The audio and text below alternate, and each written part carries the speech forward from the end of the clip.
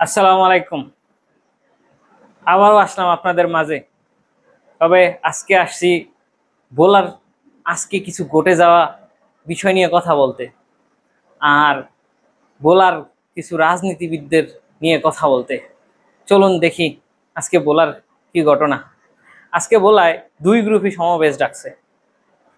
এখন আগে বিজেপি পার্থ সাহেবের দল ডাকছে, তো এটাকে বিতর্কিত করতে বোলার কিছু নামদারি নেতা, যেমন এক নম্বর হচ্ছে হেলাল কাকা এবং তার কিছু সমর্থন গোষ্ঠী, বিএনপির সবাই না, বিএনপির বোলাতে অনেক ভালো ভালো নেতা আছে, তারা না, কিছু লোক আর কি, অর্থাৎ যারা বিভিন্ন জায়গায় অকাজ কুকাজ কইরা বেড়ায় বিএনপির নাম বেচা, তাদের কথা বলি।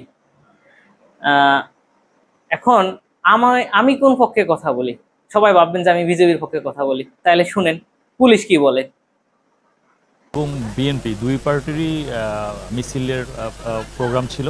তো দুই পার্টির সাথে সমন্বয় করে সিদ্ধান্ত নেওয়া হয়েছিল যে বিজেপি তাদের মিছিল নতুন বাজার থেকে শুরু করে তারা বরিশাল ওই বাংলা স্কুল মোড় হয়ে বরিশাল দালান দিয়ে চকবাজার হয়ে তাদের পার্টি অফিসে এসে শেষ করবে।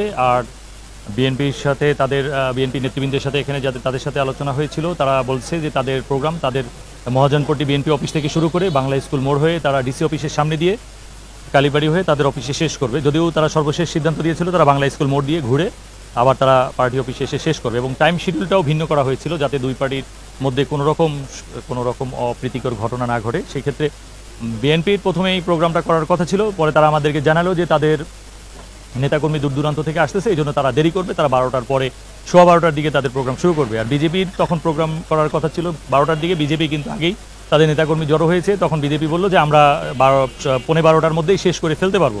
তো সেই অনুযায়ী বিজেপির প্রোগ্রাম তারা মোটামুটি শেষ করেছে, তারা নতুন বাজার থেকে বরিশাল দালান হয়ে শেষ করে তাদের পার্টি অফিসের সামনে কিছু নেতাকর্মী ছিল, হয়তো 100-200 জনের মতো ছিল। বিএনপির পরবর্তীতে প্রোগ্রামটা তারা শুরু করেছে, তাদের যে শর্ত ছিল বা তারা যে রুটটা দিয়েছিল তাদের যে শান্তিপূর্ণভাবে যাতে হয়, কোনো রকম সমস্যার সৃষ্টি না করে, তারা বাংলা স্কুল পার্টি অফিস থেকে শুরু করে বাংলা স্কুল মোড় হয়ে আবার বাংলা স্কুল থেকে তারা পার্টি অফিসে ফেরত যাবে সদর রোড ব্যবহার করে। কিন্তু প্রোগ্রাম শুরু করার পরপরই তারা আসলে সেই সিদ্ধান্তটা বাংলা স্কুল মোড়ে এসে চেঞ্জ করে তারা আবার ডিসি অফিসের সামনে দিয়ে যাওয়ার জন্য তাদের ছিল। আমরা আশঙ্কা করেছিলাম যে তারা হয়তো নতুন বাজারের দিকে ঢুকতে পারে, তবু অনুমানের ভিত্তিতে আমরা কাবিল মসজিদের সামনে আমাদের পুলিশের একটি প্রোটেকশন পার্টি নিরাপত্তার জন্য রেখেছি যাতে তারা নতুন বাজারের দিকে না আসে। ততক্ষণে বিজেপির প্রোগ্রামও শেষ হয়েছে, বিজেপির 150 নেতাকর্মী তাদের পার্টি অফিসের সামনে কিছু ছিল নতুন বাজার।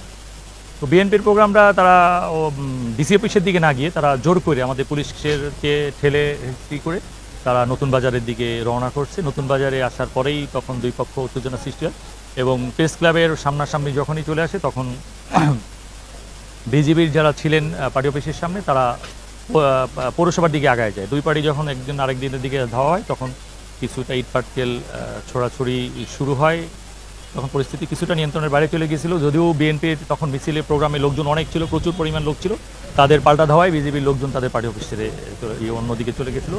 তো এখন পরিস্থিতি আমাদের নিয়ন্ত্রণে আছে। এটা রাজনৈতিক অসহিষ্ণুতার পরিচয়, তাদের ধৈর্যের পরিচয় দেওয়া উচিত ছিল। এরকম অপ্রীতিকর ঘটনা, উদ্দেশ্য প্রণোদিত এই ধরনের ঘটনা ঘটানো উচিত হয় না আমার কাছে মনে হচ্ছিল, কারণ যেহেতু একটা রুট দেওয়া ছিল যে তারা ডিসি অফিসের সামনে দিয়ে ওদিক ঘুরে যাবে, ডিসি অফিসের সামনে হয়ে যদি মিছিলের প্রোগ্রামটা নিয়ে যেত তাহলে এই অপ্রীতিকর পরিস্থিতিটার সৃষ্টি হতো না। তো এটা আসলে খুবই অনাকাঙ্ক্ষিত, আমাদের সকলের শিষ্টাচার সুলভ আচরণ করা উচিত, এই অনাকাঙ্ক্ষিত পরিস্থিতি সৃষ্টি করেছে। তো আমরা আইন শৃঙ্খলা রক্ষাকারী বাহিনীর পক্ষ থেকে কঠোর অবস্থানে রয়েছি, আমরা তাদের উভয় পক্ষকেই ডিসকাস করে দিয়েছি। এখন শান্তিপূর্ণ অবস্থা বিরাজ করছে, পরিস্থিতি নিয়ন্ত্রণে আছে। তবে যারা আইন ভঙ্গ করেছে বা আইনের অপব্যবহার করেছে বা বিশৃঙ্খল পরিস্থিতি সৃষ্টি করেছে, আমরা তদন্ত সাপেক্ষে তাদের বিরুদ্ধে আইনানুগ ব্যবস্থা গ্রহণ করব। শুনছেন পুলিশ কি বলে। এখন আপনি কোন ঘটনা ঘটছে এবং সেটা সঠিক তথ্য কে দিবে? পুলিশ। আচ্ছা, পুলিশের কথা কি বুঝলেন?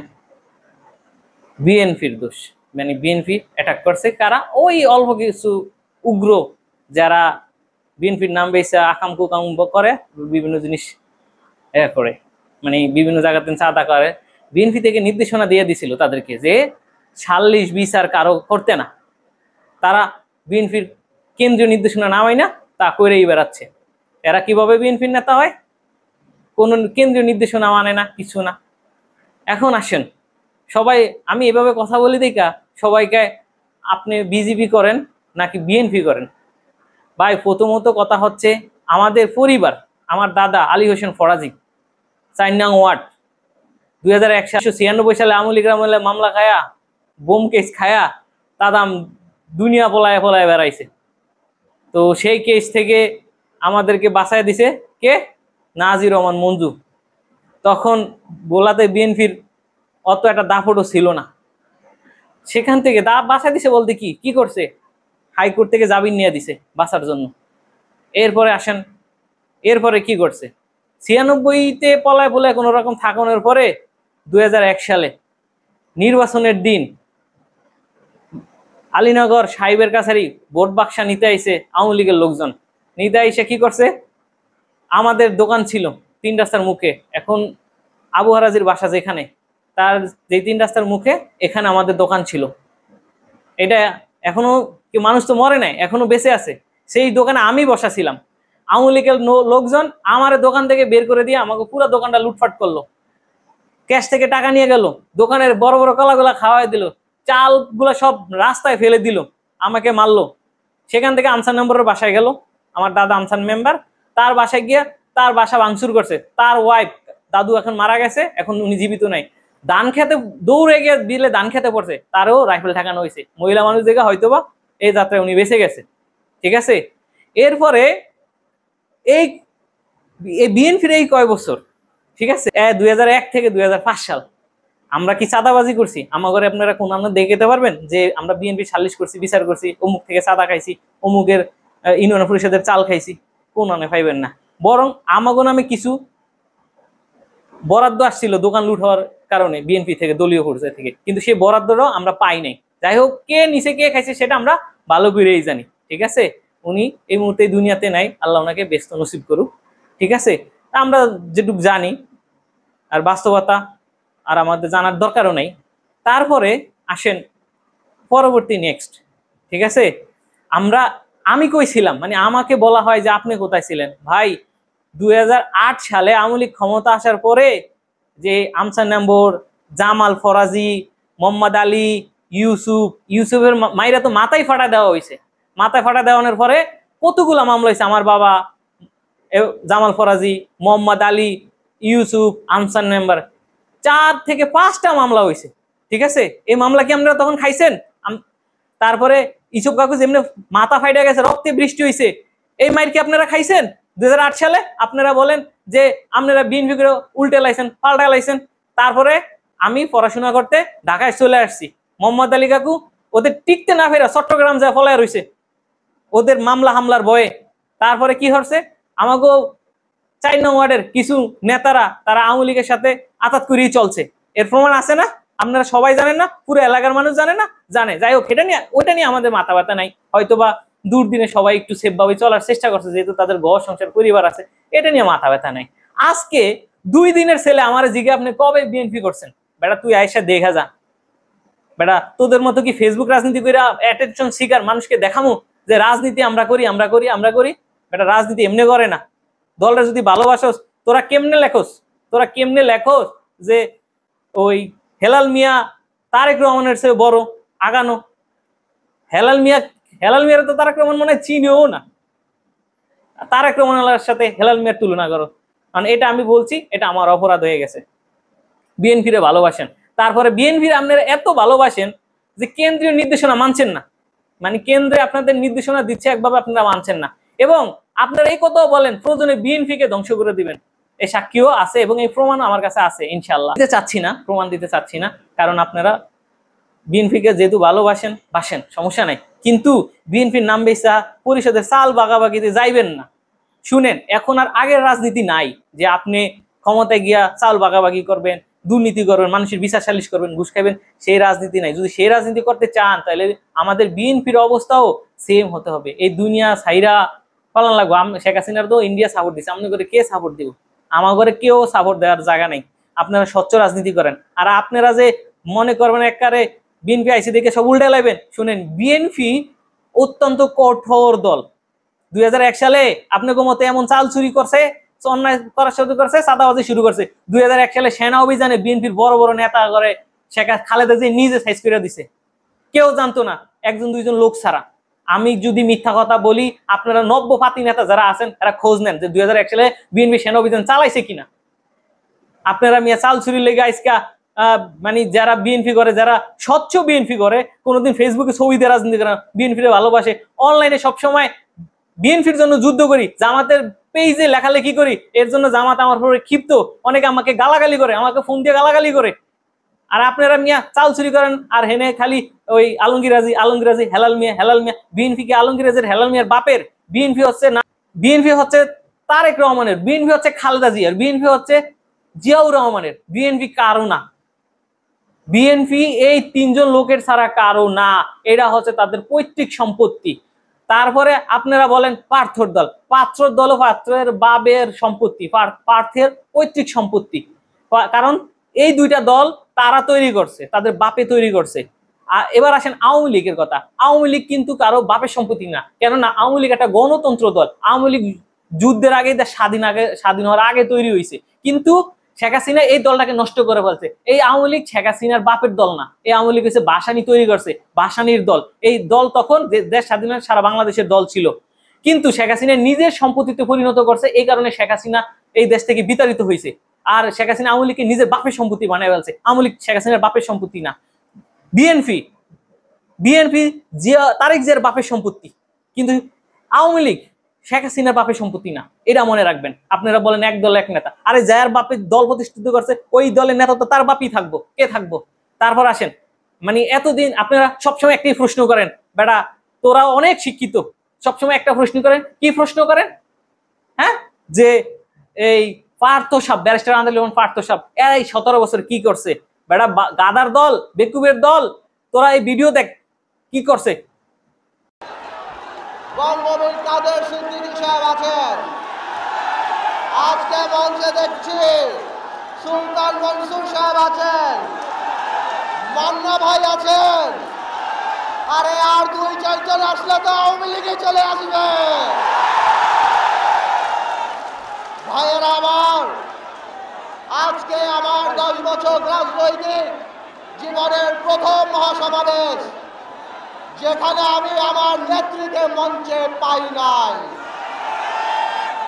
আজকে বলতে চাই, সরকার যেই মহল আমাদের গণতন্ত্রের মা দেশ নেত্রী খালেদা জিয়াকে জেলখানায় রেখে তারেক রহমানকে মিথ্যা মামলা দিয়ে যারা মনে করেছিল আমরা দুর্বল হব, আমরা ভেঙে পড়ব, তাদেরকে বলতে চাই এই মঞ্চের দিকে তাকিয়ে দেখুন। বন্দী খালেদা জিয়া মুক্ত খালেদা জিয়ার চেয়ে অনেক বেশি শক্তিশালী। ভাইয়েরা আমার, এই সরকার বলে তাদের অধীনে নির্বাচনে যেতে, বাংলাদেশের একটা পাগল বিশ্বাস করে না এই সরকারের অধীনে কোনো সুষ্ঠু নির্বাচন হতে পারে। আজকে আমার নেত্রীকে 2 কোটি টাকার মিথ্যা অভিযোগ দিয়ে জেলখানায় রেখে দিয়েছে, অথচ বাংলাদেশ থেকে বছরে লক্ষ লক্ষ কোটি টাকা পাচার হচ্ছে, কয়লা খুঁজে পাওয়া যাচ্ছে না, বাংলাদেশ ব্যাংক লুট হয়ে যাচ্ছে। আজকে মন্ত্রী এমপিরা যাদের এক সময় ব্যাংকের অ্যাকাউন্ট ছিল না, তারা আজকে ব্যাংকের মালিক হয়ে গিয়েছে। এই সরকারকে পরিষ্কারভাবে বলে দিতে চাই, আপনাদের অধীনে কোনো নির্বাচন হবে না এবং আমরা নির্বাচন মানব না। সরকার, আপনারা আমাদের উপরে অত্যাচার করতে করতে সাধারণ মানুষের উপর অত্যাচার আরম্ভ করেছেন। আপনারা কিছুদিন আগে স্কুলের মাসুম বাচ্চাদের উপর অত্যাচার করেছেন। আপনারা কিছুদিন আগে কোটা আন্দোলনকারীদের হাতুড়ি দিয়ে পিটিয়েছেন। ভাইয়ের আমার, সময় অল্প নালে আরো বলতাম, একটা কথা বলি, সুসংগঠিত হন আপনারা, এই সংলাপ চলবে। নির্বাচন ইনশাআল্লাহ এমন সরকারের অধীনে হবে বাংলাদেশের মানুষ সুষ্ঠুভাবে ভোট দিতে পারবে। আমরা ক্ষমতায় এসে খালেদা জিয়াকে প্রধানমন্ত্রী বানিয়ে ছাড়ব। আল্লাহ হাফেজ, সবাই ভালো থাকুন। বিরোধী দলের নেত্রী বেগম খালেদা জিয়া সহ 18 দলীয় শীর্ষ নেতৃবৃন্দ, আমার ভাই বোনেরা, সবাইকে আসসালামু আলাইকুম। মাননীয় প্রধানমন্ত্রী, আপনি বললেন আমরা জানি আজকের মিটিং না করে, আজকের সভা না করে এই টাকা সাভারে যারা ক্ষতিগ্রস্ত হয়েছে তাদেরকে দেই। আমরাও চিন্তা করেছিলাম দিব, কিন্তু মাননীয় প্রধানমন্ত্রী যখন দেখি আপনি রাশিয়া থেকে 10,000 কোটি টাকার অস্ত্র কিনেন, কিন্তু আমার সাভারে হাজার হাজার শত শত মানুষের উদ্ধার কাজে একটা হ্যাকসো ব্লেড আমরা পাই না। টেলিভিশনে অ্যাডভার্টাইজমেন্ট দিতে হয়, অক্সিজেন নিয়ে আসুন, হ্যাকসো ব্লেড নিয়ে আসুন, ড্রিল মেশিন নিয়ে আসুন, তখন বুক ফেটে যায় কষ্টে। মাননীয় প্রধানমন্ত্রী, এই টাকা দিয়ে আপনি কার সাথে যুদ্ধ করবেন? মাননীয় প্রধানমন্ত্রী, এই রানাকে আপনি বাংলাদেশের মানুষের কাছে বলার চেষ্টা করেছেন, সাফাইও দিয়েছেন। বাংলাদেশের মানুষ জানে আপনি মাঝে মাঝে অসত্য কথা বলেন, কিন্তু মাননীয় প্রধানমন্ত্রী, ঘরের নোংরা কাপড় বাইরের ধোবায় ধুইতে হয় না। আল্লাহর ওয়াস্তে CNN BBC-তে আর ইন্টারভিউ দিয়েন না, মান ইজ্জত থাকে না আমাদের বাংলাদেশে। আমি মিডিয়ার ভাইদেরকে ধন্যবাদ জানাই, আন্তরিকভাবে ধন্যবাদ জানাই। আপনারা সাভারে গিয়েছিলেন, তাই বাংলাদেশের মানুষ জানতে পেরেছিল সাভারে কত কষ্ট হয়েছে সবার, এবং সবাই ঝাঁপিয়ে চেয়ে পড়েছিল। মাননীয় প্রধানমন্ত্রী, গতকালকে দেখলাম আপনি সাংবাদিক সম্মেলন করে ইসলাম শিক্ষা দিয়েছেন। বাংলাদেশের মানুষ সব শিক্ষা নিতে পারে, আপনার কাছ থেকে ইসলাম শিক্ষা নেবে না। বাংলাদেশের মানুষ এখনো ভুলে নাই আপনাকে নিয়ে সামাজিক মাধ্যম ফেসবুকে কার্টুন বানাতে 24 ঘন্টার মধ্যে আপনি অ্যারেস্ট করে নিয়ে এসেছেন। মাননীয় প্রধানমন্ত্রী, কষ্ট লাগে বলতে, লজ্জা লাগে বলতে, সর্বকালের সর্বশ্রেষ্ঠ মানব নবী করিম সাল্লাল্লাহু আলাইহি ওয়াসাল্লাম, সকল মুসলমানের হৃদয়ের স্পন্দন, তাকে নিয়ে বাজে কথা বলার পরও 2.5 মাসে তাকে গ্রেফতার করেছেন আপনি। প্রধানমন্ত্রিত্ব বড় না, কিয়ামত বড়, জবাব দিতে হবে আপনাকে। এখনো বলছি, আপনার মন্ত্রীরা সবাই পচে গেছে। আপনার দীপুমণিকে মানুষ বলে প্রজাপতি মন্ত্রী, খালি বিদেশ ঘুরে। আপনার আরেক মন্ত্রীরা বলে ধাক্কা দেওয়া মন্ত্রী, আরেক মন্ত্রীরা বলে চোখ উঠানো মন্ত্রী, আরেক মন্ত্রীরা বলে হলমার্ক মন্ত্রী। মাননীয় প্রধানমন্ত্রী, অনেক কথা বলতে চাই, আমার মুরব্বীরা দিতে চায় না। মাননীয় প্রধানমন্ত্রী, একটা কথা বলে দিলাম, গতকালকে আপনার আওয়াজ খুব নরম দেখা গেছে, আপনি চলে যান, তাহলে পালাবার জায়গা পাবেন না। আল্লাহ হাফেজ। এই পর্যায়ে বক্তব্য রাখবেন 18 দলীয় জোটের অন্যতম শরিক দল এলডিপির চেয়ারম্যান। আওয়ামী লীগ যাতে আর রাজনীতিতে না আসতে পারে, কেন থাকতে হবে আমি সেটাও বলি। আমি জানি এই কথাটা হয়তো অনেকের ডেমোক্রেটিক লাগবে না, কারণ বাংলাদেশের 4 থেকে 5 কোটি মা মনে করে আওয়ামী লীগ আসলে তাদের সন্তানদেরকে মেরে ফেলা হবে। যারা ওই মিছিলে নেমেছিল তারা বিশ্বাস করে যে ভিডিও দেখে বের করে করে কারা মিছিলে গিয়েছে তাদের বের করে খুন করা হবে। আপনার মনে রাখতে হবে, for a special criminal you need special law. আপনি সাধারণ ল দিয়ে স্পেশাল ক্রিমিনালের বিচার করতে পারবেন না। আওয়ামী লীগ তার মেধায় রাজনীতিতে বিশ্বাস করে না, প্রতিশোধে বিশ্বাস করে। খুব শীঘ্রই আওয়ামী লীগের আওয়াজ নরম হয়ে যাবে, বলবে যারা উপলব্ধি করেছে আসেন আমরা একসাথে কাজ করি, এরা জঙ্গি। ভাইয়ের আমার, এই ট্র্যাপে পড়বেন না। Awami League is not a political party. বাংলাদেশের প্রত্যেকটা মানুষ যারা ফেসবুকে লাল করেছিল তাদের জীবন লাল করে ফেলবে, ধ্বংস করে বলবে। এই একটা জায়গায় খালি আমরা থাকি, দেন আওয়ামী লীগের ব্যাপারে পুরা জাতি আমাদের একসাথে থাকতে হবে। বিএনপির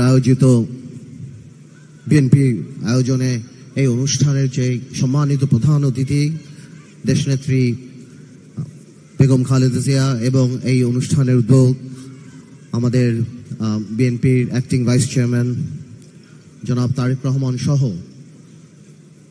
আমার সামনে উপস্থিত আমাদের সহযোদ্ধারা, সকল সিনিয়র নেতৃবৃন্দ, আমার ভাইয়েরা বোনেরা, সবাইকে আসসালামু আলাইকুম।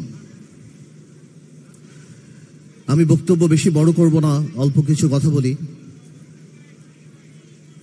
গত 17 বছরের ফ্যাসিস্ট আওয়ামী লীগের ক্ষমতায় থাকার ভিত্তিটা ছিল মানুষের ভালোবাসা না, ভোট না, বরং ভীতি।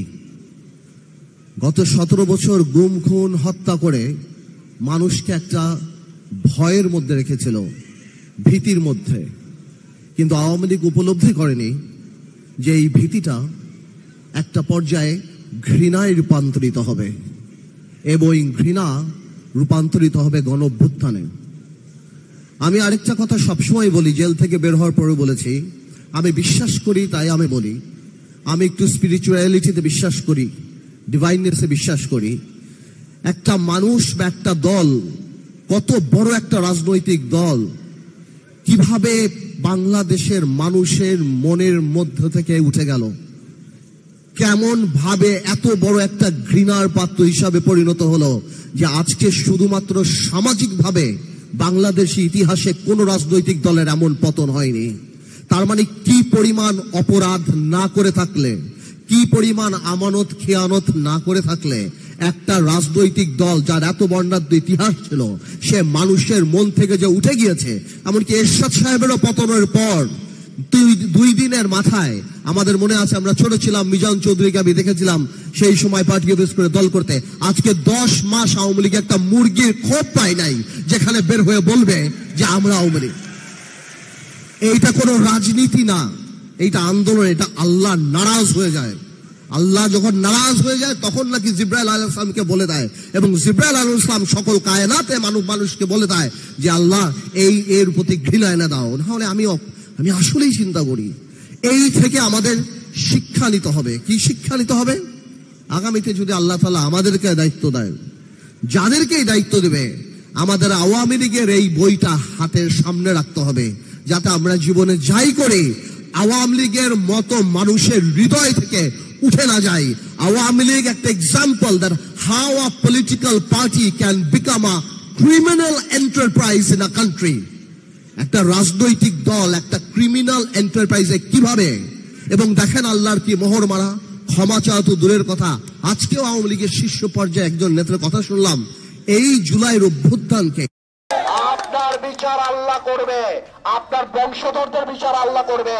আপনি যে চোর বংশধর রেখে গেছেন তাদের বিচারে বলার মাটিতে হবে। আল্লাহ তাআলা ক্ষমতা দিক আর না দিক, আওয়ামী লীগের মতো এত অসম্মানী যাতে না দেয়। আপনার এই বয়সে আপনাকে বাংলাদেশের মানুষ খুনির দোষর হিসাবে জানবে, হত্যাকারী হিসাবে জানবে।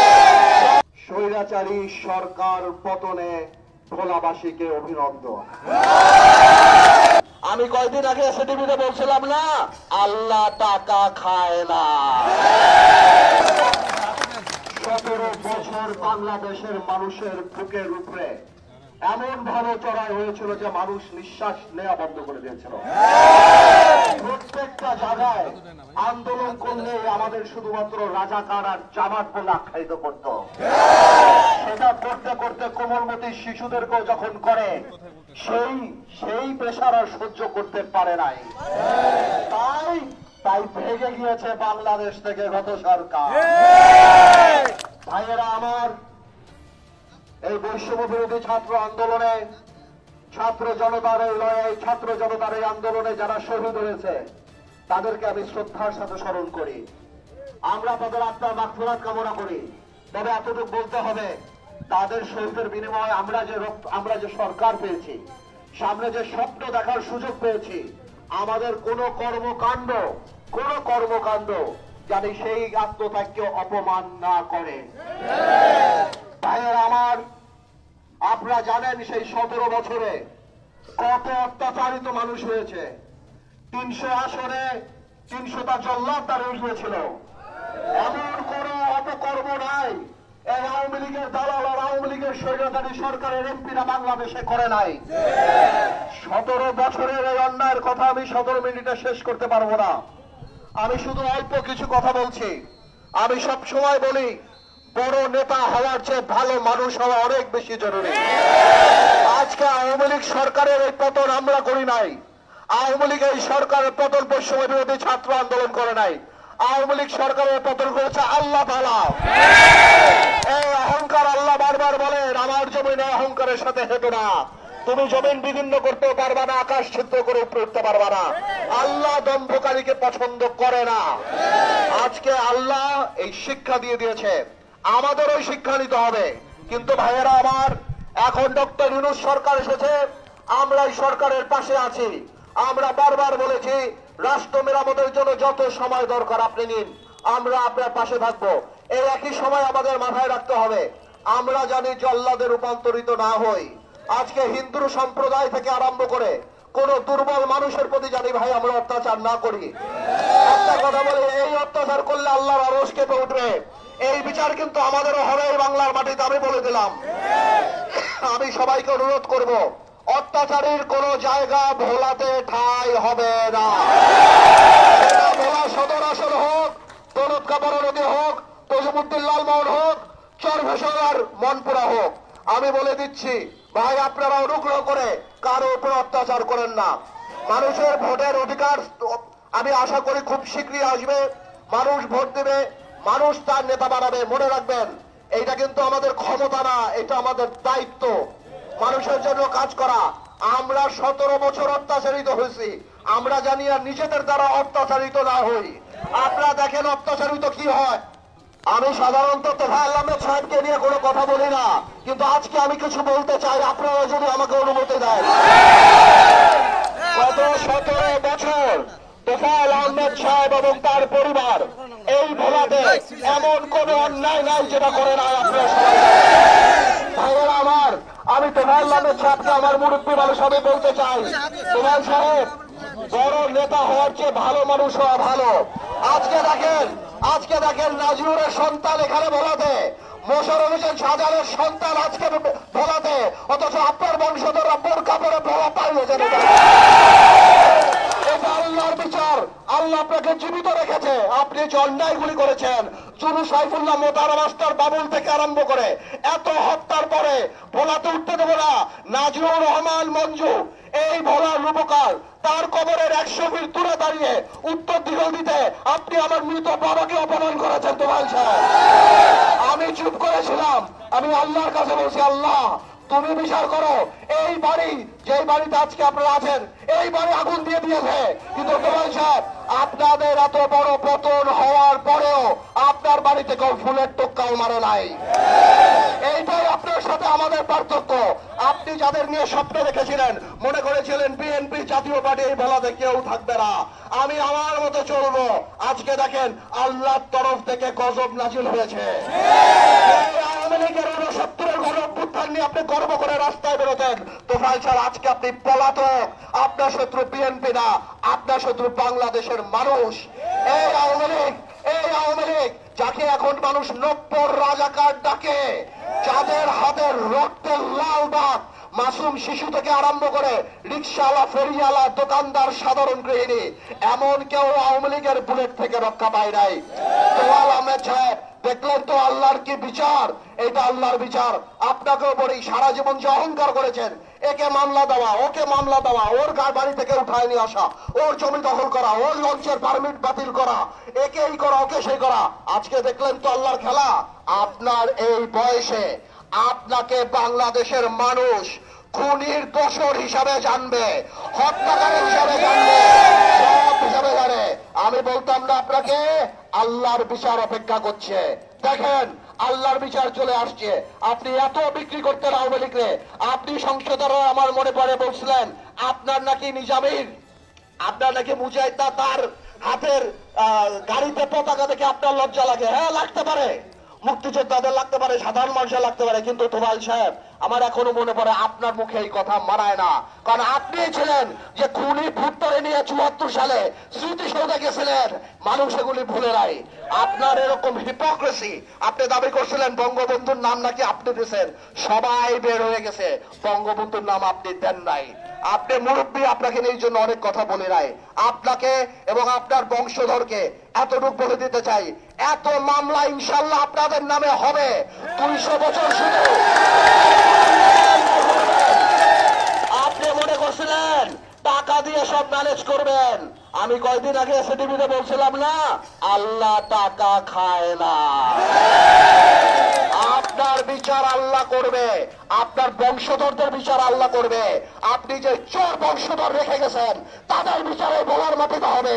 এবং আমরা দেখব এমন উদাহরণ সৃষ্টি করবো ইনশাআল্লাহ এই ভোলাতে আগামীতে।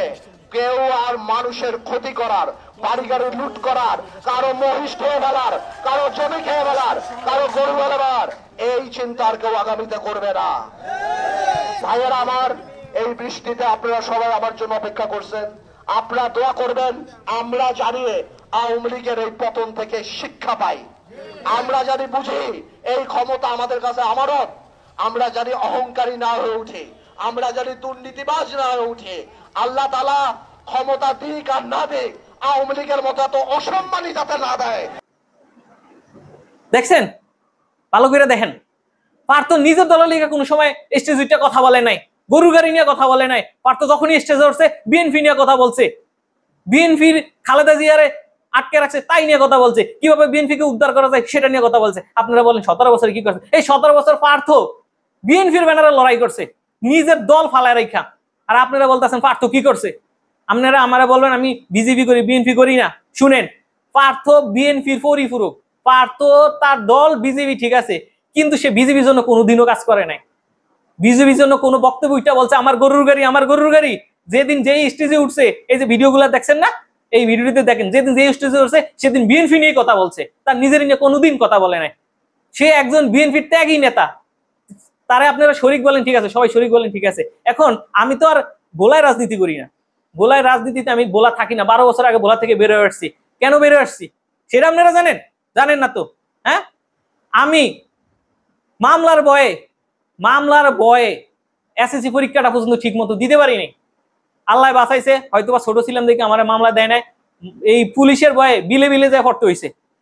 এসএসসি পরীক্ষা কোনো রকম দিয়া ওবায়দুল হক কলেজে ভর্তি হয়েছি, ঠিক মতো কলেজে যাইতে পারিনি। কোন সময় কলেজ থেকে ধরে লাগে, কোন সময় কলেজ থেকে ধরে লাগে, তখন আমাদের সাথে মামলা চলে। ওই যে আবহাওয়ার এই মারামারিতে আমাকে দাদা, এই যাই হোক, এই মামলাটা বশির স্যার মানে এই মামলার গুটিনাটি করছে, পেঁচাটা লাগাই দিয়ে আমাকে মধ্যে।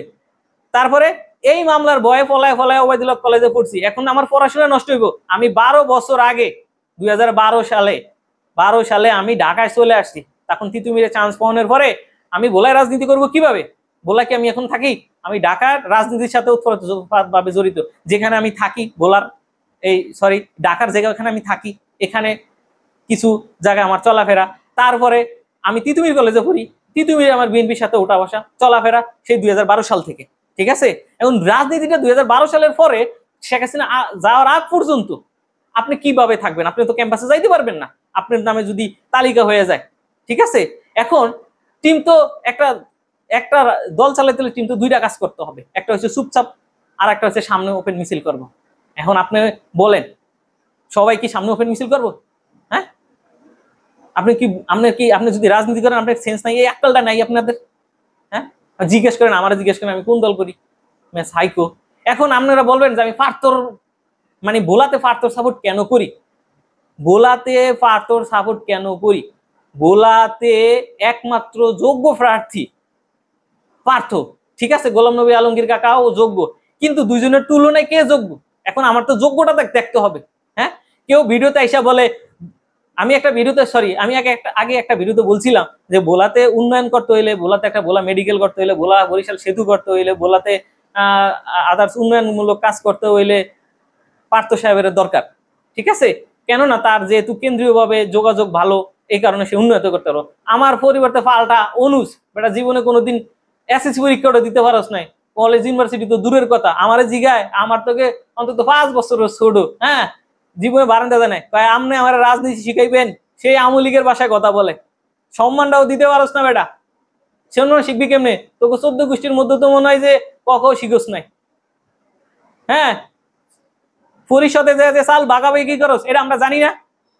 তোর বাপে কি মেম্বার না চেয়ারম্যান? তুই মেম্বার না চেয়ারম্যান? পরিষদে যাস কি আরে? হ্যাঁ, অন্য তো মেম্বার চেয়ারম্যান হস নাই, বুঝছস? হস নাই তো, তাহলে পরিষদে যে চাল বাগাবাগি করার এখতিয়ার তোরে কে দিছে? গোলাতে যদি হিসাব করা হয় যে চাল বাগাবাগি কারা করছে, খোঁজ নিলে বুঝা যাইব যারা লাফালাফি করছে, যারা কেন্দ্রীয় নির্দেশনা উপেক্ষা করছে, তাদেরকে আপনি পাইবেন যে চাল বাগাবাগির অবস্থা। যাই হোক, এটা নিয়ে আমাদের কোনো মাথা ব্যথা নেই, করছস কর, কিন্তু আপনারা বিএনপির অপমান অপদস্থ করবেন, এটা তো আমরা মানবো না, এটা তো আমরা মানবো না। তারপরে আসেন মানে পার্থ সমস্যা কি? আরে ভাই পার্থ মানে কি করবো, তার কে সারা বছর লড়াই করছে আপনাদের বিএনপির জন্য, এখন সে মানে কোথায় যায় আলাদাভাবে স্বতন্ত্রভাবে নির্বাচন করবো?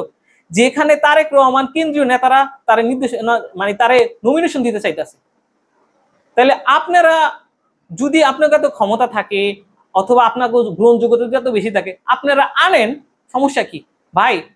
কেন্দ্র থেকে নির্দেশনা যারে দিব, আমি তো বোলার ভোটার, বিএনপির কেন্দ্র থেকে নির্দেশনা অনুযায়ী নমিনেশন যাকে দিব আমি তাকেই ভোট দিব, কিন্তু আমার এরা পার্সোনাল ওপিনিয়ন যে কে যোগ্য, আমি যোগ্য দেখি পার্থ, তাহলে আমার পার্থের ভোট দিতে হবে না? আমি তো পার্থ সাপোর্টই করবো, কারণ সে আলমগীর কাকার চেয়ে যোগ্য না, বেশি যোগ্য আমার কাছে মনে হয়। এখন আপনাদের তো যোগ্যতা আপনাদের কাছে মনে হয়, এখন দুই দলই কেন্দ্রীয় নেতাদের কাছে যাইতে হবে, তারেক রহমানের কাছে যাইতে হবে, তখন তাদের তো একটা মনিটরিং সেল আছে, তারা মনিটরিং করে না, কাকে দিতে হবে কোথায় দিতে হবে তারা বুঝে না, তারা তো বুঝে। আপনারা তাকে উঠু দিয়ে চলেন, এই কথা বলেন বিএনপিরে ধ্বংস করে দেবেন প্রয়োজনে, আমার কাছে প্রমাণ আছে, চিন্তা করেন আপনারা যদি আমার কাছে চ্যালেঞ্জ করেন, প্রমাণ আছে। আবার বলেন আপনি আমার সরাই দিয়ে কি করতে পারেন, এমন শুনেন এই কথা আওয়ামী লীগালারা বলতো, স্বৈরাচারীমূলক কথা বলবেন না, এটা নতুন বাংলাদেশ মিয়া। জামাত যেভাবে রাজনীতি শুরু করছে, আপনারা যদি এই ছাগলামি বন্ধ না করেন, তাদের কাছে ধারাবাহিকভাবে পরাজিত হবেন। আধুনিক রাজনীতি করেন, তাদের মতো আধুনিক রাজনীতি করেন, ওই এখন থেকে 40 বছর আগের রাজনীতিতে এখন আর নাই, বুঝছেন? আর আপনাকে ওই ছাগলামির কারণে, এই ছাগলামির কারণে এই যে বিভিন্ন ইউনিভার্সিটিতে মানুষ ভূমিধস পরাজয় বরণ করতে হয়েছে, বুঝছেন? একমাত্র আপনাকে কারণে, আপনাকে মতো এই যারা কেন্দ্রের নির্দেশনা উপেক্ষা করেন, বুঝছেন? কেন্দ্রের নির্দেশনা উপেক্ষা করানো যাইব না, আপনাদেরকে বারবার বলা হয়েছে কেউ সালিশ বিচার করানো যাইব না, আপনারা সালিশ বিচার নিয়ে ব্যস্ত আছেন, অন্তত 2 সাইড থেকে খাওয়া শুরু করছেন। প্রমাণ চাই মানে হাজার প্রমাণ আছে, আমার তো প্রমাণ দেওয়া লাগবে না, কেন্দ্রীয় হেরা মনিটরিং করে কার কি অবস্থা। এখন ভালো হয়েছে না, নোটিশ পাইছেন? আমি আরো একদিন আগেই কইছি যে আপনাকে খবর আছে যে আপনারা নোটিশ পাইয়া যাবেন, বলতে বলতে আজকে দিনও বলছি, হয়ে গেছে না? শুনেন, আমি অত বড় নেতা না, কিন্তু আমি তো বুঝি যে কার কোথায় কতটুকু গ্রহণযোগ্যতা। আমি তো আর ভোলায় রাজনীতি করি না, ঢাকায় থাকার সুবাদে 2-1 সাথে মিশা হয়, 2-1 সাথে চলাফেরা আছে, এই কারণে বুঝি যে ভাই কার গ্রহণযোগ্য কতটুকু। এখন ভালো হয়েছে না? এখন ভালো হয়েছে। এখন আবার স্ট্যাটাস দেয় কয়েক কেন্দ্রীয় থেকে নির্দেশনা যা দিব তাই। হেলাল মিও দেখছি স্ট্যাটাস একটা দিছে, কিরে ভাই তোরা এই কাজটা করলি কেন? তোরা শুন সমন্বয় করে রাজনীতি করবি, অন্যান্য দল রাজনীতি করে না, জামাত করে না, সমন্বয় ছাড়া কোনো চলে? পার্থ হচ্ছে বিএনপির একদম বিএনপির সাথে ওতপ্রোত ভাবে জড়িত, তার এই ছাইরা কিভাবে করবেন? বিএনপি পার্থর ঐক্য, তারা তো সিট দেওয়া লাগবে। এখন সিট পার্থ কোথায় নিব আর পার্থরে কোথায় দিব, এটার মীমাংসা তো করবো কেন্দ্রীয় নেতারা এবং তারেক রহমান, খালেদা জিয়া এরা। আরে ভাই আপনারা কি জোর করে সিট নিবেন? হ্যাঁ, আজকে তো আপনারাই অপরাধটা করলেন, এই যে পুলিশের কথায় তো তা প্রমাণ পান নাই আপনারা। দেখেন ভালো দেখেন ভাই, আমি আপনাকে বিদ্রোহের কথা কইতে চাই নাই, আমার এক ছোট ভাই অনুজ আমার সাথে যে ভাষায় কথা বলছে, হ্যাঁ হ্যাঁ, ওই আপনার কাছে আমি রাজনীতি শিখবো, অনেক খারাপ ভাষায় মানে কথা বলছে। আমি বলছি রাজনৈতিক ভাবে কথা বলো, রাজনীতির ভাষায় মোকাবেলা করো, এত মানে গালাগালি তো দরকার নেই। তুমি যদি এভাবে রাজনীতি করো ঠিক তোমারও ফলায় যাইতে হইব, বুঝছো? কথায় কথায় কারে তুমি স্বৈরাচার কও, পার্থর বক্তব্য দেখো, এমন 100টা বক্তব্য পার্থর আছে, ঠিক আছে? এই প্রত্যেকটা কথায় বিএনপির যেভাবে ধারাবাহিক ভাবে কথা বলছে, আপনারা পারবেন? আপনাকে বলার জেলার একটা নেতারা দেন যে শেখ হাসিনার বিরুদ্ধে এইভাবে কথা বলছে, পারবেন না। এভাবে স্টেজ উইটা একদম ঢাকার শহরে, ঢাকার বুকে আইসা, যেটা সারা বাংলাদেশের মিডিয়া দেখছে, আপনারা তো মিয়া অনেই আতাত কইরা চলছেন। হ্যাঁ, এমন ভিডিও আছে না?